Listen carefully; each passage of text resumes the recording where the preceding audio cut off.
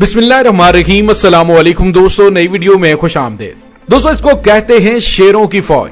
कल तक पाक फौज के खिलाफ बढ़ के मारने वालों को सांप सूंघ गया। अब आके दिखाओ पाकिस्तानी फौज की लगाई हुई बाढ़ को उखाड़ने के लिए। पाक फौज ने वो कर दिखाया जिसके बारे में सोचा भी नहीं जा सकता था। वीडियो की तफसील में जाने से पहले आप देख रहे हैं हकीकत की दुनिया डॉक्टर अली के साथ। हमारा चैनल सब्सक्राइब करके घंटी के निशान को दबाना मत भूलिएगा। इस वीडियो को ज्यादा से ज्यादा फेसबुक, व्हाट्सएप और सोशल मीडिया पर शेयर जरूर करें। शेयर और लाइक करने के साथ साथ कमेंट बॉक्स में पाक फौज जिंदाबाद, पाकिस्तान पाइंदाबाद और पाकिस्तान के गुमनाम हीरोज को सलाम का नारा कमेंट जरूर कीजिएगा। दोस्तों, गुज़िश्ता रोज अफगान तालिबान के एक मुकामी कमांडर की जानिब से जो पाक फौज को धमकियां देने की वीडियो सामने आई, आज एक और वीडियो सामने आई है जिसमें देखा जा सकता है कि वो कह रहा है कि हमने पाक फौज से अशरफ गनी के दौर में छीने हुए इलाकों को वापस ले लिया है और इसी तरह की वो बढ़ के मारता हुआ नजर आता है। दोस्तों, पहली बात तो ये कि उस मुकामी कमांडर की ऑफिशियली हैसियत क्या है, इस हवाले से अभी तक बहुत सारे सवाल जवाब तलब हैं। लेकिन अब काफी टाइम के बाद अफगान तालिबान के तर्जुमान बिलाल करीमी का एक बयान आया है जिसमें उन्होंने कहा है कि हम इस वाक़े की तहकीकात कर रहे हैं। मुकामी कमांडर की जानिब से ये इल्जाम लगाया गया था कि पाकिस्तानी सरहद की जानिब से मार्टर गोले फायर किए गए थे, ताहम अभी तक इसके हवाले से कोई ठोस शवाहिद सामने नहीं आ सके। दोस्तों, असल में इस बाढ़ से जो सबसे ज्यादा तकलीफ है वो टीटीपी के दहशतगर्दों को है जो पाकिस्तान के अंदर कार्रवाइयां करने के लिए घुस आते थे। और अब जब पाकिस्तान की जानिब से दहशतगर्दों का रास्ता बंद कर दिया गया है और मुकम्मल तौर पर नॉन पोरस हिस्सों को भी बंद करने का सिलसिला जारी है, तो दुश्मन को तकलीफ होना शुरू हो गई। इसी वजह से गुज़िश्ता रोज का वाकया पेशा। और दोस्तों, यहाँ पे आपको ये भी बताते चलें कि मुकामी कमांडरों की जानिब से पाकिस्तान को जो धमकियां दी गई, जिसमें उन्होंने कहा कि आपको यहाँ पे पेशाब तक करने की हम इजाजत नहीं दे सकते, ये हमारा इलाका है। और इसके बाद उसने ये तक कहा कि हमारा इलाका तो अटक तक है, यानी अफगानिस्तान अटक तक है और हम वहां तक आएंगे। दोस्तों, उसको जवाब तो इस सूरत में मिला है कि जहां से उसने पाकिस्तानी फौज को बाढ़ लगाने से रोका था, पाकिस्तानी अफवाज ने वहां पे बाढ़ लगा दी है। दोस्तों, यहाँ पे आपको ये भी बताते चलें कि ये सरहद पर बाढ़ का काम जून में मुकम्मल होना था, लेकिन सिक्योरिटी और दीगर मसाइल की वजह से दुश्वार गुजार इलाकों और बुलंदो बाला पहाड़ों की वजह से बाढ़ लगाने का काम जून तक मुकम्मल ना हो सका और उसके लिए दिसंबर का वक्त दिया गया था। दोस्तों, यहाँ पे आपको ये भी बताते चले कि खैबर पख्तूनख्वा से मुत्तसिल तकरीबन 1229 किलोमीटर लंबी पाक अफगान सरहद पर बाढ़ तकरीबन 98% मुकम्मल हो चुकी है, लेकिन चित्राल के बुलंदोबाला दुश्वार तरीन पहाड़ों और सरहदी ग्लेशियर्स की वजह से वहां बाढ़ लगाना इंतहाई मुश्किल है। वहां पर इंसानी आमदोरफ्त भी नहीं है, लेकिन फिर भी इस 2% हिस्से को महफूज बनाने के लिए कोई और मुनासिब हल निकाला जाएगा। अफगान सरहद की लंबाई 493 किलोमीटर है, लेकिन इसमें से 471 किलोमीटर सरहद इंतहाई बुलंदी पर वाक़े और ग्लेशियर्स पर मबनी इलाकों से गुजरती है।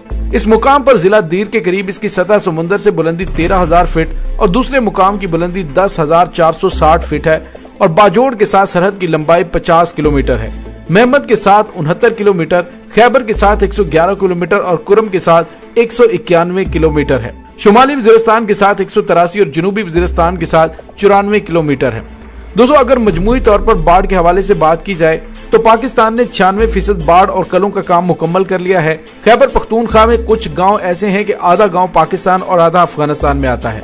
इसी तरह बलूचिस्तान के कुछ इलाके ऐसे हैं जो हसास हैं और वहां पर गांव ऐसे बने हैं जिनका सहन पाकिस्तान में और खिड़की अफगानिस्तान में खुलती है। तो ऐसे मामले को जिम्मेदारी से हल करने की हद्दुल विसाक कोशिश की गई। दोस्तों, फौजी जराये की जानिब से बताया गया कि अहले इलाका को इंतखाब करने का कहा गया कि बाढ़ लगानी है और उनकी मर्जी से पाकिस्तान में मकान कायम रखना चाहते हैं या बाढ़ के उस तरफ जाना चाहते हैं। तो कुछ ने पाकिस्तान और कुछ ने अफगानिस्तान का इंतखाब किया और यूं फिर बाढ़ लगा दी गई। दोस्तों, माजी में भी ऐसा हुआ कि खैबर पख्तूनख्वा में सरहद पार दहशतगर्दों ने लगाई गई बाढ़ को काटने की कोशिश की, जिसके नतीजे में दोनों अतराफ से फायरिंग हुई और एफसी की जानिब से ये कोशिशें नाकाम बनाई गई। और दोस्तों, अब पाक फौज ने बाढ़ का काम उस इलाके में मुकम्मल करके दुश्मन के मुंह पर तमाचा दे मारा है। और दोस्तों, यहाँ पे आपको ये भी बताते चले, अब जो हिकमत अमली अपनाई जा रही है वो ये है, बाढ़ में मुख्तलिफ औकात में करंट छोड़ दिया जाएगा, जिसकी वजह से कोई भी बाढ़ के करीब आने की जरूरत नहीं करेगा। दोस्तों, यहाँ पे आपको ये भी बताते चले कि पाक फौज की जानिब से दानिस्ता तौर पर अफगान तालिबान के एक मुकामी कमांडर की जानिब से की जाने वाली बदतमीजी का जवाब नहीं दिया गया। अगर पाकिस्तान की जानिब से उसका जवाब दिया जाता तो फिर दुश्मन के हाथ एक प्रोपेगेंडा आ जाता और पाकिस्तान और अफगान तालिबान के दरमियान हालात खराब करने की घरौनी साजिशों में मसरूफ हो जाते। दोस्तों, यहाँ पे आपको ये बताते चले कि इस वक्त दुश्मन की हत्तुल विसा कोशिश है कि पाकिस्तान और अफगानिस्तान के ताल्लुकात को खराब करवाया जाए। दोस्तों, याद रहे कि 2 दिन पहले OIC के इजलास में वजीर आजम पाकिस्तान इमरान खान की जानिब से अफगानिस्तान में साबका हुकूमतों की करप्शन के हवाले से जो बयान दिया गया था उसको भी तोड़ मोड़ कर पेश करने की कोशिश की गई, जिस पर अफगानिस्तान के साबिक सदर हामिद करजई की जानिब से एक बयान सामने आया, जिसमें उन्होंने कहा वजीर आजम पाकिस्तान इमरान खान अफगानिस्तान के अंदरूनी मामलात में दखल अंदाजी कर रहे हैं, वो अपने काम से काम रखें। ये अफगानिस्तान के अंदरूनी मामलात हैं, पाकिस्तान को कोई हक नहीं कि इन मामलात को छेड़े। दोस्तों, इसके साथ ही पाकिस्तान के कुछ बिकाऊ मीडिया के सहाफियों ने भी इस मामले को उठाने की कोशिश की, लेकिन अफगानिस्तान के वजीर खारजा ने उनके मुंह पर ऐसा जोरदार थप्पड़ मारा कि उनको अपनी औकात याद आ गई, जिसमें उन्होंने कहा कि हमने मुकम्मल सुना है, वजीर आजम पाकिस्तान इमरान खान की जानिब से ऐसी कोई बात नहीं की गई कि जिसमें अफगानिस्तान की तौहीन हो। बाकी उन्होंने कहा कि हामिद करजई को आग लगी तो इसलिए लगी क्योंकि वो साबिका हुकूमत थी कि उन्होंने जवाब देना मजबूरी समझा, लेकिन हमें ऐसी कोई बात नजर नहीं आई कि वजीर आजम पाकिस्तान इमरान खान की जानिब से अफगानिस्तान की तौहीन की गई है। दोस्तों, इस वक्त सूरत हाल ये है कि पूरी दुनिया ने अफगानिस्तान की इमदाद बंद कर रखी है। सिर्फ पाकिस्तान ऐसा मुल्क है जो अमरीकी दबाव के बावजूद अफगानी अवाम का एहसास कर रहा है। तो पाकिस्तान के साथ ऐसे माहौल में हालात खराब करने वालों को अच्छी तरह से अंदाजा हो जाना चाहिए। आज पाकिस्तान की जानिब से अगर इमदादी सामान और अशिया खुर्दोनोश के ट्रक रोक दिए जाएं तो अफगानियों की हालत क्या होगी।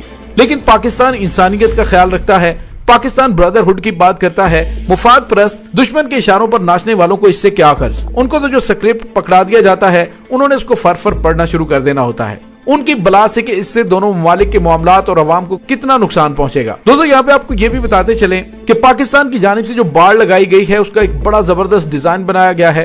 वो डिजाइन ऐसा है जो दो रोया है। पाकिस्तान की जानिब बाढ़ की ऊंचाई 11 फीट जबकि अफगानिस्तान की जानिब बाढ़ की ऊंचाई 13 फीट रखी गई है। दोनों के बीच 6 फीट का फासला है जिसे खारदार तारों से भरा गया है। दोस्तों, बजाय तो ये बाढ़ तारों से लगाई गई है, लेकिन इसकी तामीर में 2017 से लेकर अब तक सैकड़ों पाक फौज के जवानों ने अपनी जान कुर्बान की है, जिन पर बाढ़ लगाने के दौरान सरहद से फायरिंग की गई। मई में बाढ़ लगाने के दौरान एफसी के जवानों पर हमला हुआ था, जिसके नतीजे में पाक फौज के जवान शहीद हुए। ये कहना गलत नहीं होगा कि पाकिस्तान ने जवानों के खून से इस बाढ़ को लगाया है। दोस्तों, यहाँ पे आपको ये भी बताते चलें कि पाकिस्तान ने अपने तहफ़्फ़ुज़ को यकीनी बनाने के लिए अफगानिस्तान के साथ तवील सरहद पर बाढ़ लगाने का फैसला किया था। मंसूबे के इब्तदाई तौर पर $50 करोड़ मुख्तस किए गए थे, लेकिन अब हालिया दिनों में जब अमेरिका अफगानिस्तान से निकला है तो उसके बाद बाढ़ की वजह से पाकिस्तान एक बहुत बड़ी तबाही से बचा है, क्योंकि अमेरिका और भारत की कोशिश थी कि मुहाजिरीन के सैलाब के अंदर दहशतगर्दों की एक बड़ी तादाद पाकिस्तान में भेजी जाए और फिर पाकिस्तान के सरहदी इलाकों में दहशतगर्दाना कार्रवाइयां शुरू करवा दी जाएं। लेकिन अफगान सरहद पर लगी हुई बाढ़ की वजह से हालात बहुत ज्यादा काबू रहे। दोस्तों, यहाँ पे आपको ये भी बताते चलें, पाकिस्तान की जानिब से अब वो इलाके जहाँ पर बाढ़ लगाना चैलेंजिंग था, जहाँ पे बाढ़ नहीं लगाई जा सकती थी, वहाँ पर हालांकि इंसानी आमदोरफ्त भी नहीं, लेकिन फिर भी उस 2% हिस्से को मजबूत करने के लिए मुनासिब हल निकाला गया और वहाँ पर चेक पोस्टें बना दी गई हैं। इसलिए वो सरहदें भी अब महफूज हो चुकी हैं। दोस्तों, इस तमाम सूरत हाल के बारे में आपका क्या कहना है, कमेंट सेक्शन में अपने ख्यालात का इजहार जरूर कीजिएगा। इसके साथ ही डॉक्टर अली को इजाजत दीजिए। इंशाल्लाह बहुत जल्द मिलते हैं एक नई वीडियो में। तब तक के लिए अपना बहुत सारा ख्याल रखिएगा। पाक फौज जिंदाबाद, पाकिस्तान पाइंदाबाद, पाकिस्तान के गुमनाम हीरोज को सलाम। अल्लाह वारिस।